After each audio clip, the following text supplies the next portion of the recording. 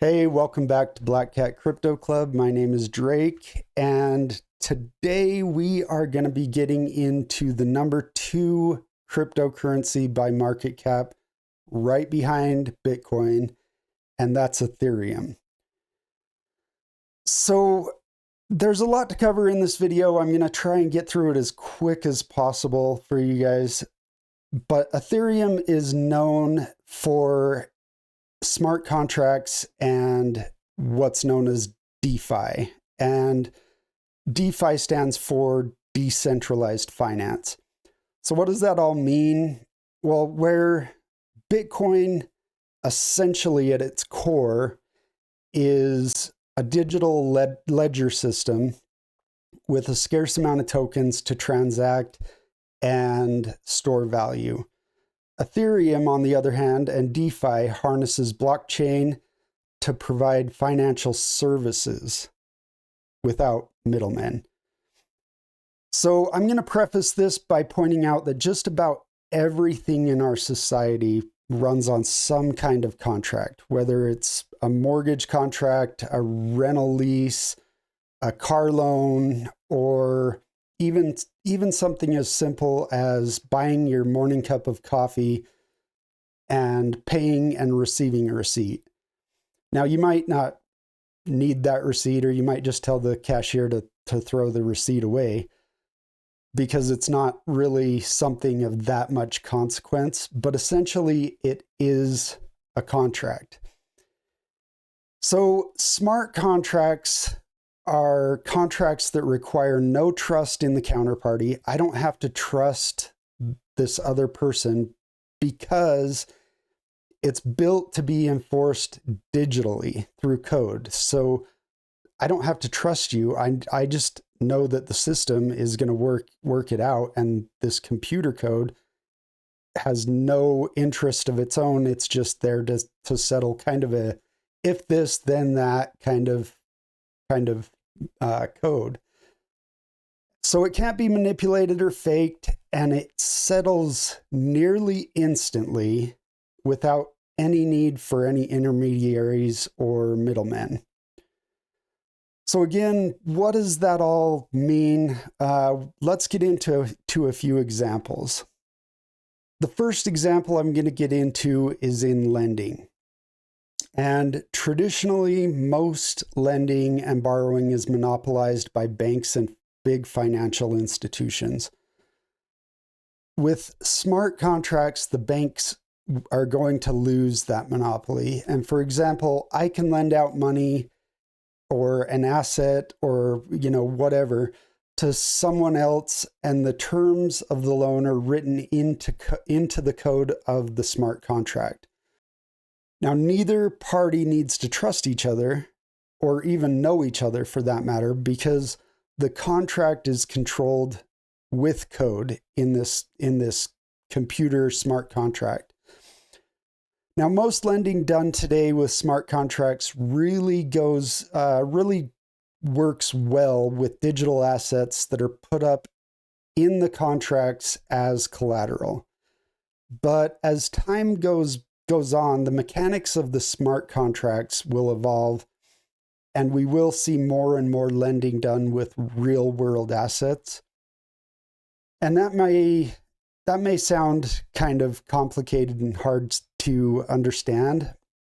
And I could do an entire video just on this one area, but the point is that we, the underdogs, the working class, can kind of help each other now financially, instead of playing into the lending institution's monopoly and rules and furthering their wealth.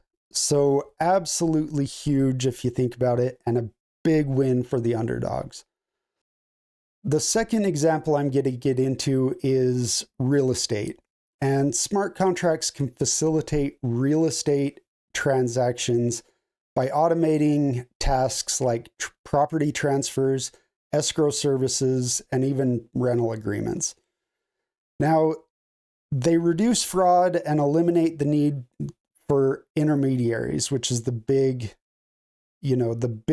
thing here. And intermediaries in real estate are people like real estate agents and escrow and title companies.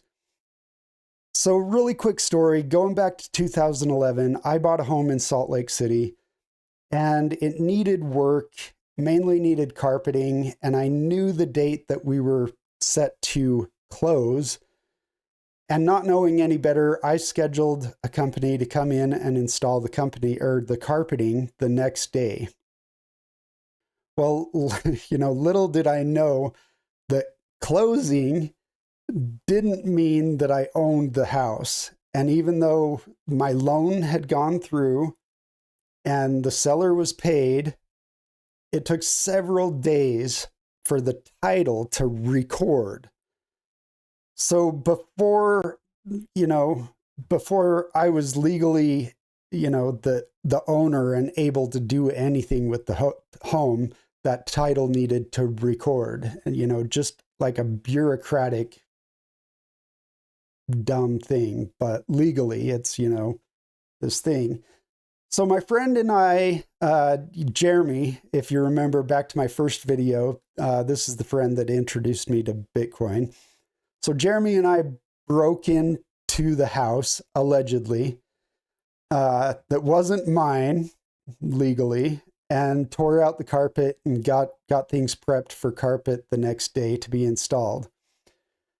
Now, the point of this story is that homes sold in smart contracts settle instantly.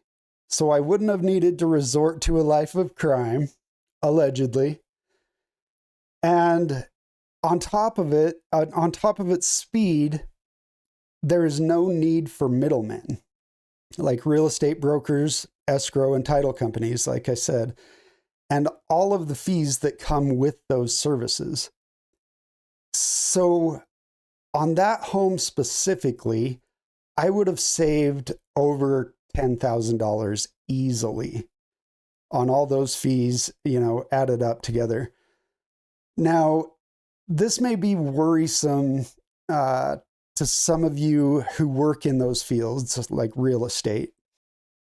And I'm just going to say, there will be plenty of opportunities, but these industries like real estate and escrow are really going to have to rethink their business models and pivot to survive. However, a lot of the fees that real estate survives on are soon to be a thing of the past. The first home that actually sold as a smart contract was in South Carolina in 2022. And I'm going to show you a picture of that house actually real quick. So this home sold, I believe, for $175,000 in 2022. And, I think they really were able to kind of get, $175,000 for a two-story, really nice home like this is kind of unheard of. And in 2022, that seems like, I don't know, to me, that looks like a really, really good deal, but who knows? And I don't know what the market's like in South Carolina, but I imagine by selling in a smart contract, they were able to kind of keep the price of the home down because they weren't going to have to pay all of these intermediaries to sell the home. Now, let's move on to another type of smart contract, and that is proof of ownership, or NFTs. Now, the biggest and most publicized example of this is in art. And if you talk with any artist that has any experience with NFTs, they'll tell you that this has brought a whole new market revenue to artists without the barriers of having to have an art dealer or a broker or agents, that small artists really, can't afford. So say what you will about, the NFT craze and paying $1 million for a monkey JPEG. But in the end, this is a massive tool that enables all artists. And, you might criticize, paying $1 million for a NFT ape or whatever, but the same criticism has always existed in art. Who would pay $1 million for this crappy, blocky drawing of a person by some guy named Picasso? Or who would pay millions of dollars for this paint splattered canvas by some guy, named Jackson Pollock? So art, is really subjective, but the point is that it really enables artists, and artists are a huge underdog, actually. Try making it in the world of art. It's big underdog. So yes, those underdogs have my full support, and I think this is a great tool for them. Now we're going to move into another form of art, and that's music. Now NFTs gives musicians a whole new way to sell their music and circumvent the predatory services of companies like Apple and Spotify that really just rake musicians over the coals. NFTs also give artists a way to provide their fans with collectibles. So, for example, I buy this NFT of an album from my favorite artist, and they include a digital copy of a concert poster or, something like that in a collector's edition NFT of their music album.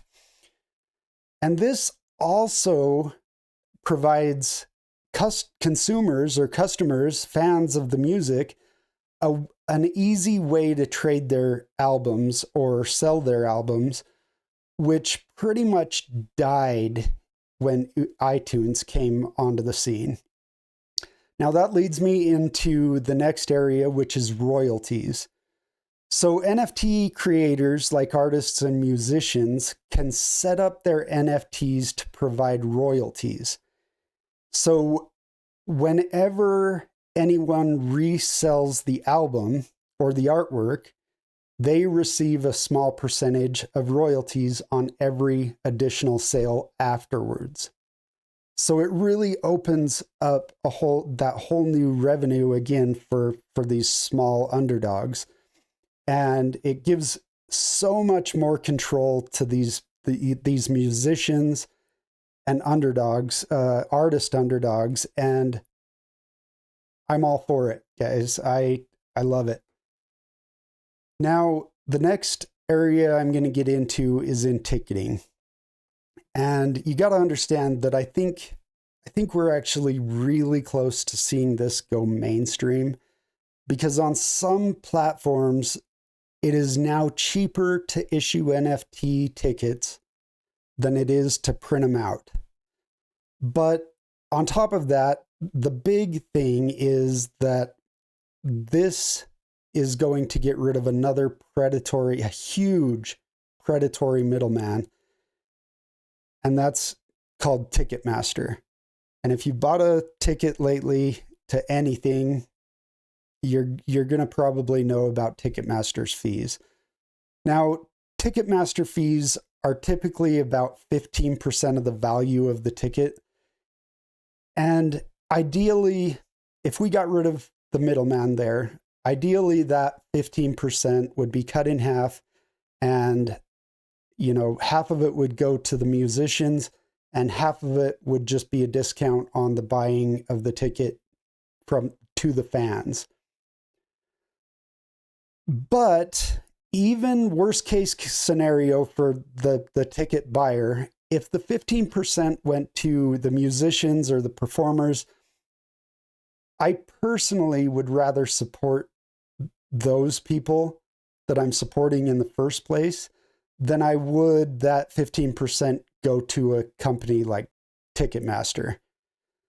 Again, this is very empowering to the underdogs, both, the fans and the musicians.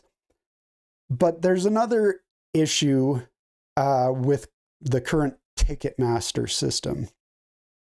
And what that is, you have these people who set up these computer bots and they buy up every single ticket that they possibly can as soon as they go on sale, which leaves the fans without any way of buying tickets, until those people who set up those bots and got all those tickets mark them up 10 times the original price. Now, musicians I go to and I watch don't really have that problem because I usually haven't hit these musicians that I go watch usually haven't hit the level of popularity. Again, the underdogs.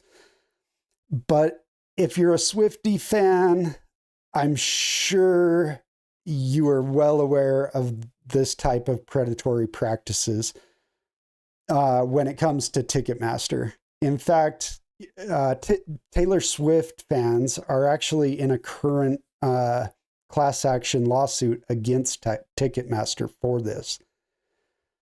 So with NFT tickets, musicians can actually put a stop to this and any kind of scalping for that matter by building into the smart contract a limited kind of resale value. So, maybe they mark it up as, you can resell these tickets at a maximum of 105%. So or 5% above retail value. So if you buy a ticket and you might pay a little bit of fees for network fees, which on some chains is actually less than a penny. But if you make it so if somebody has something come up and they can't go to the event, they can actually kind of mark it up and at least get what they paid out and back for it. But you can actually limit the amount, and you don't get it will be unprofitable for people to scalp anymore. So scalping with NFTs is literally a thing of the past, and it protects fans and it empowers the performers. And so I dare say it, underdogs win again. Now, there are several examples of real world smart contracts happening today, including voting, insurance, proof of identity, loyalty rewards, and on and on. And I could talk about smart contracts until I'm blue in the face, and I still wouldn't be able to come up with every way this technology will change the world. There are some ways that this is going to be used that we haven't even begun to imagine yet. Now, moving on, I talked briefly in the previous video about proof of stake networks, and I need to touch on that again quickly because it's an important feature of Ethereum and the Ethereum network.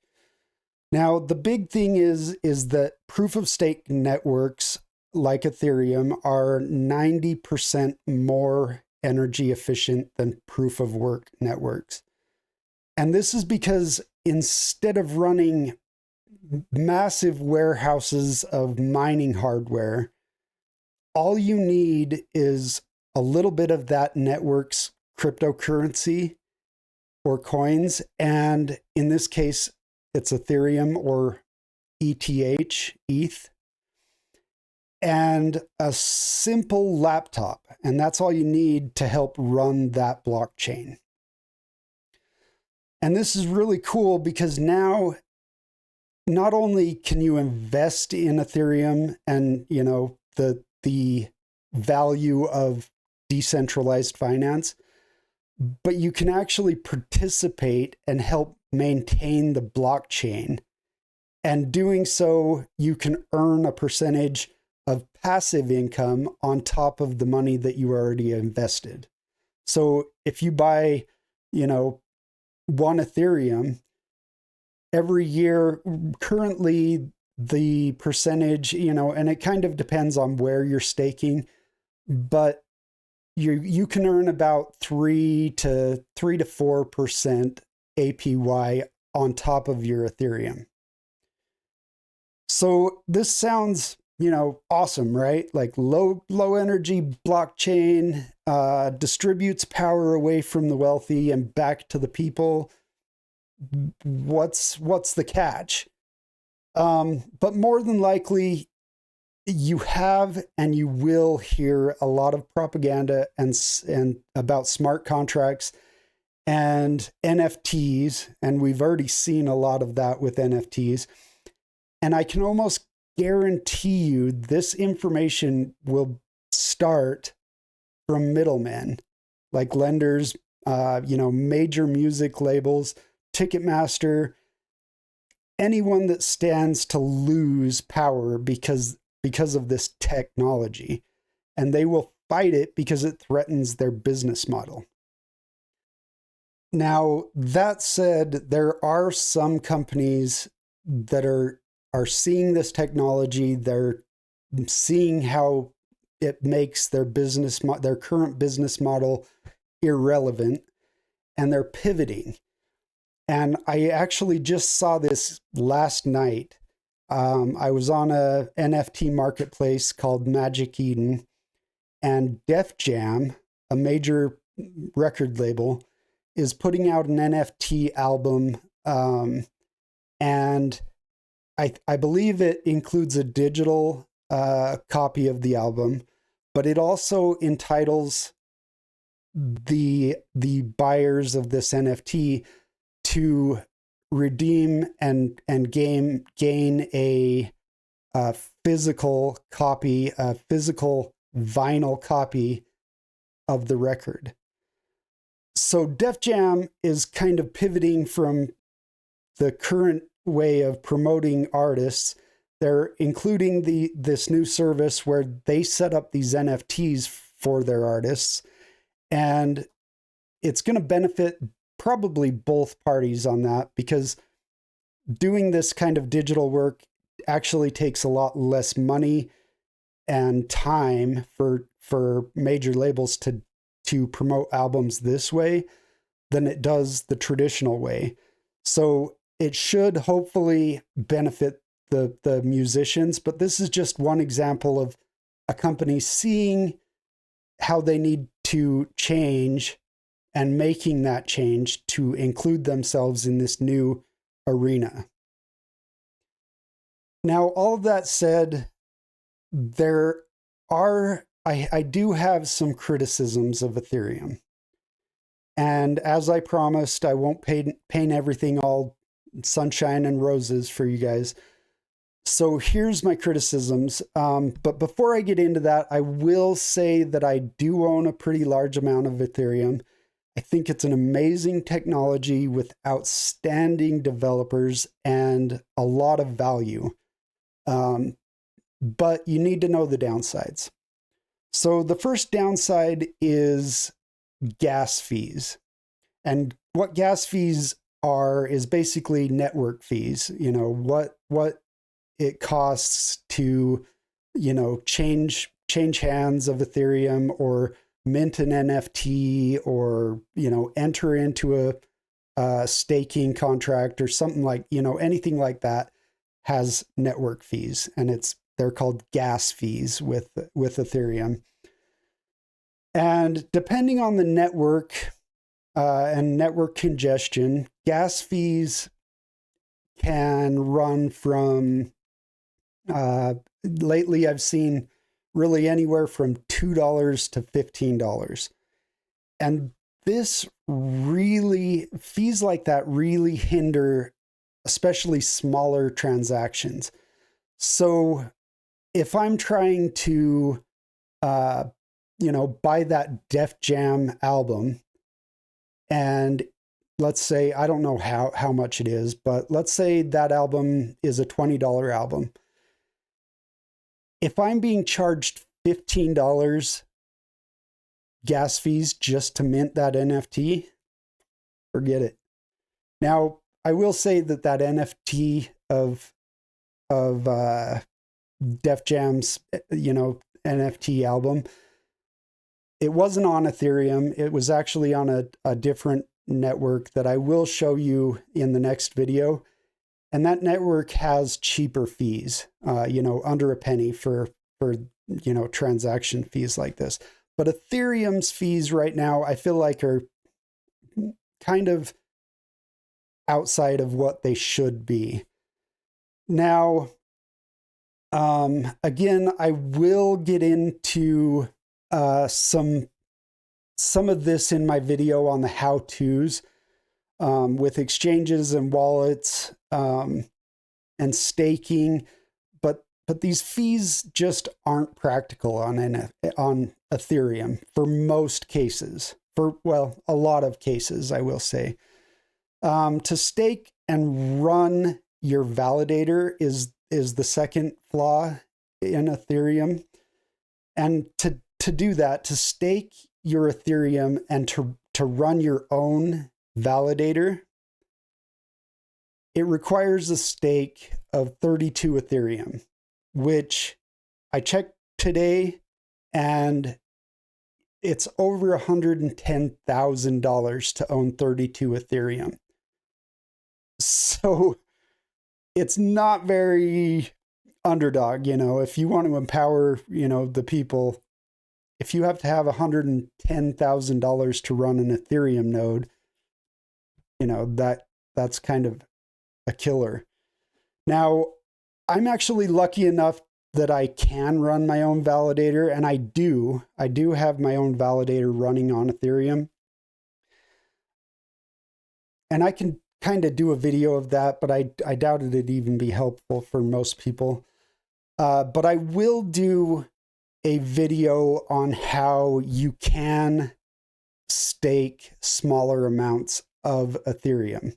That will actually be built into my how-to video coming up in two videos from now. And there's several ways to do it, and I'll kind of compare and contrast the pluses and minuses of each one, so you guys kind of know. But if you haven't subscribed yet and you're thinking about getting into Ethereum, subscribe so you don't miss that tutorial. Now, with those critiques out there, I will also say that the inventor of Ethereum, his name's Vitalik Buterin, and by the way, he invented Ethereum when he was 19. And, he's just this absolute genius, awkward little dude. But he has recently come out and said that Ethereum needs to get back to its cypherpunk roots, which I took as, it needs to get back to being more usable and cheaper for the people. So I know that the developers are actively working on these issues, and I've read a lot of technical scaling plans from the developers, and as recently as I think 2 weeks ago, a new update named Dencun has gone live on the test net and started implementing fixes and scaling to make things cheaper.